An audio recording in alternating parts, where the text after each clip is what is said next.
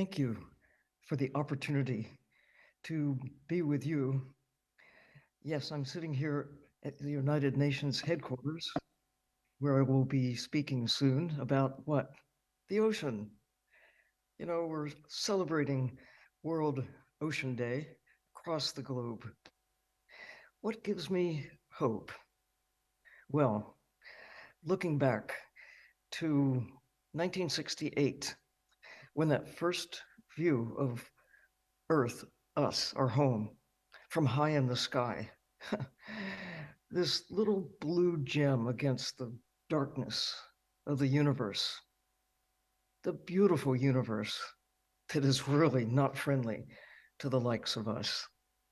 There may be life elsewhere in the universe, but only our special place, Earth, has the capacity, the history to make our existence possible. It's taken 4.5 billion years to get us where we are with a planet that is just right for life as we know it. It's taken us about 4.5 centuries, maybe even 4.5 decades, to accelerate the decline of the systems that make our existence possible.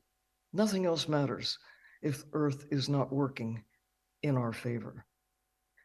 So when astronauts come back from high in the sky, and a lot of them have been up there looking back since that first view of Earth from beyond our own atmosphere, from the moon, and they just can't contain themselves. They want everyone to know what and see through their eyes this remarkable miracle that Earth exists as it does.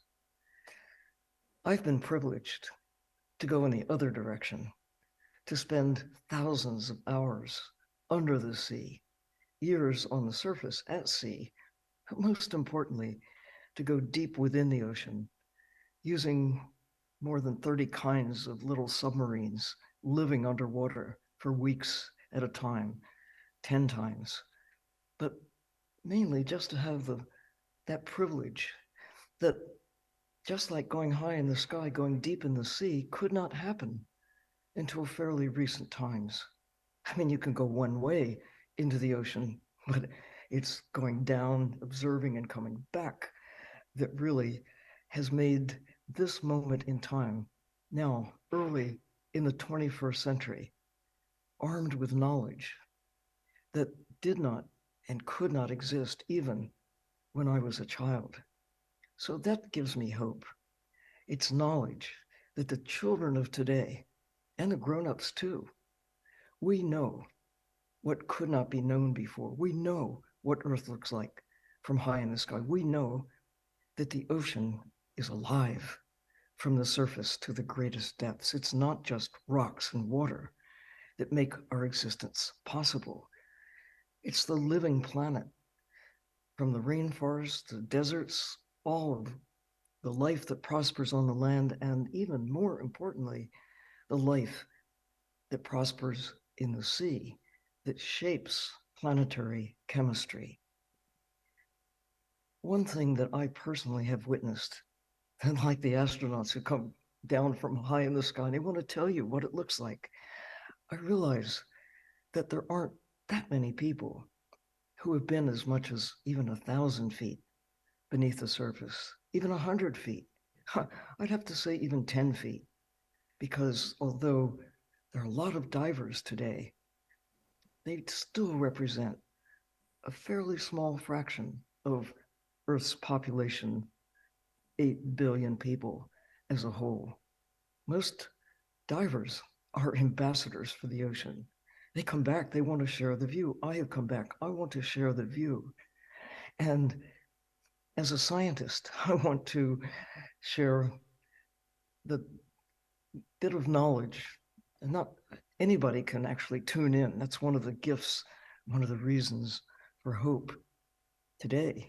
What we know, we've learned more since I first began exploring the ocean in the 1950s. than during all preceding history. Our ability to gather knowledge, to synthesize knowledge, to look at the patterns, to look at how one thing connects to the other, and we're getting better at it all the time. So what we now know is that the ocean governs climate and weather. It's a living ocean that shapes planetary chemistry.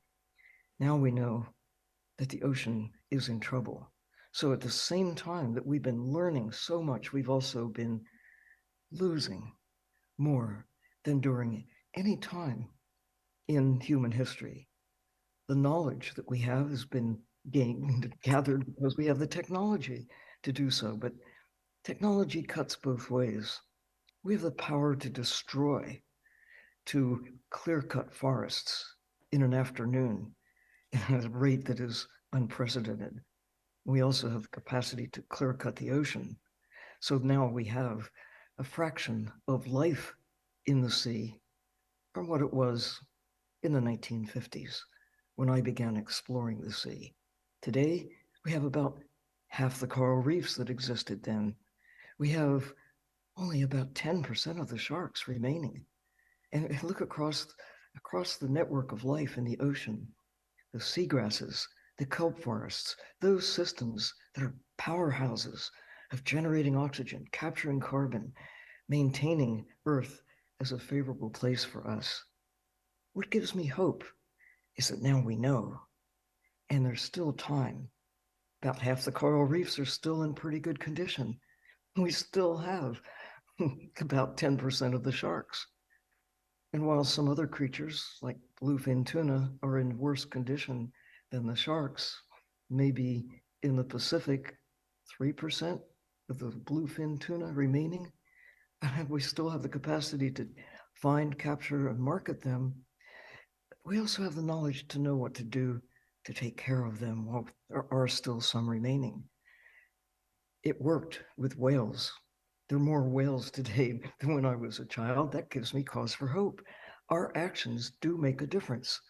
When we protect an area on the land, we can see tangible evidence of recovery. And the same happens in the ocean. Now, what gives me hope? That nations around the world, 190, have committed to moving in the direction in the next 7 years by 2030 to protect 30% of the land and 30% of the ocean, and to respect all of our blue miracle of a planet, and to treat life on this planet as critical to our own existence. I have joined with Mission Blue other organizations, other countries around the world, other people who are working toward this 30% by 2030 goal of protecting the ocean. The high seas, we now have a treaty that makes protection of the high seas possible.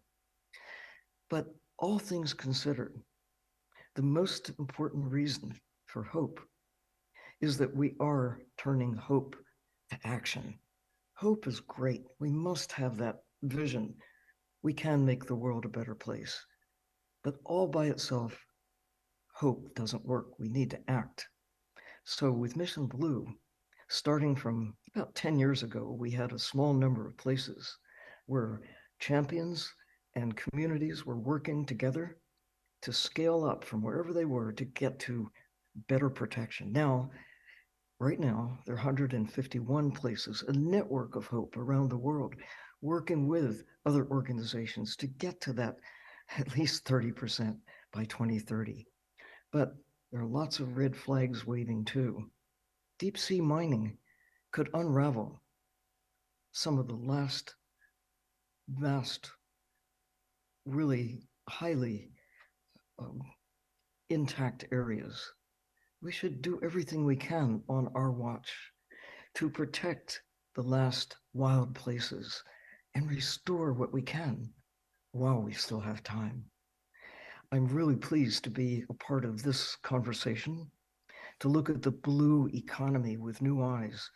In the past, Economy means taking, selling, marketing, whether it's minerals or oil or gas or wildlife, land and sea. Take from nature, natural resources to power our economy.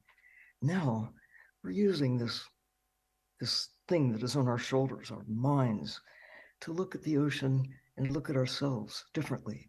There are great fortunes to be made that really use the ocean, use the land, use nature without using her up, to be able to restore as a source of the new blue economy, the new earth economy, to learn to live within our means, to find our place within the natural systems that keep us alive.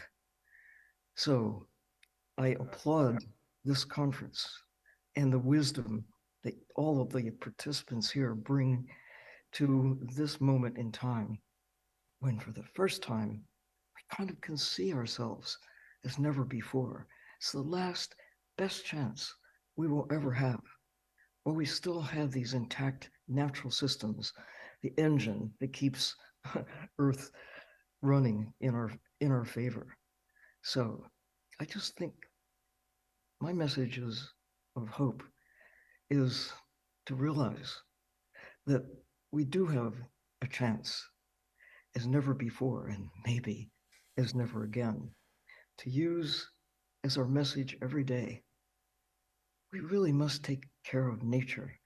We must take care of the ocean as if our lives depend on it, because they do. Thank you.